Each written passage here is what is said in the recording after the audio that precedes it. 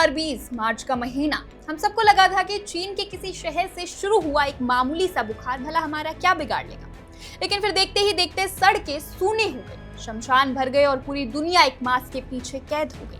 हमने तब सोचा था कि सबसे बुरा वक्त बीत चुका है, लेकिन हम गलत थे। ठीक 6 साल बाद मई 2026 में इतिहास खुद को दोहराने की कोशिश कर रहा है, लेकिन इस बार दुश्मन वुहान के किसी लैब या बाजार से नहीं, बल्कि दुनिया के सबसे शांत और वीरान कोने अंटार्कटिका की बर्फीली लहरों से निकल कर आया है।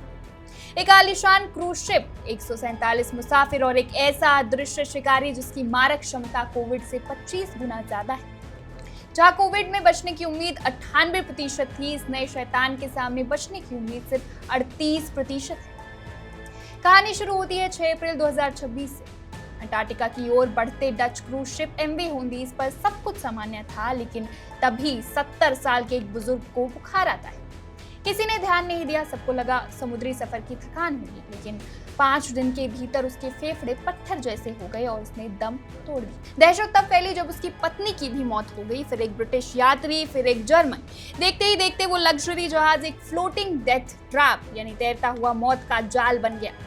समंदर के बीचों बीच जहां से भागने का कोई रास्ता नहीं था। जांचकर्ताओं की रूह तब कांप गई जब पता चला कि ये कोई साधारण हंता वायरस नहीं, बल्कि एंडेस स्ट्रेन है।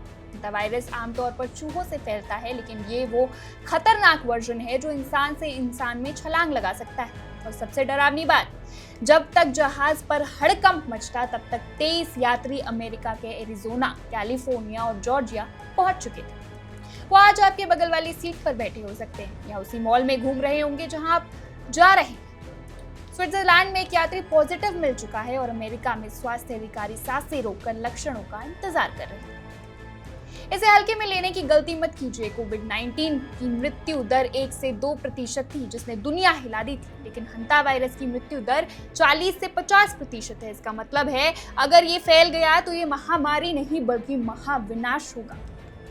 हालांकि विशेषज्ञों का कहना है कि ये कोविड जितनी तेजी से नहीं फैलता, इसे फैलने के लिए क्लोज कांटेक्ट चाहिए। लेकिन क्या हम दोबारा वही जोखिम उठाने को तैयार हैं? क्या हम फिर से किसी और 2020 का इंतजार कर रहे हैं? अगर आप या आपका कोई जानने वाला एमवी होंडीज के सफर से लौटा है तो याद रखिए, इसका इंक्यूबेशन पीरियड 8 हफ्तों का है।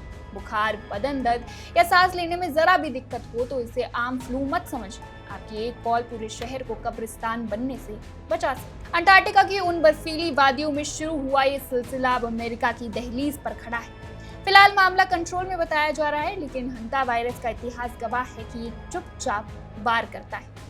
याद रखिए, 2020 में भी हमने शुरुआत में सिर्फ इसे एक न्यूज समझकर नजरअंदाज कर दिया था। क्या मई 2026 इतिहास के पन्नों में एक और लॉकडाउन की शुरुआत के तौर पर दर्ज होगा, या हम इस शिकारी को इसके बिल में ही दफन कर पाएंगे?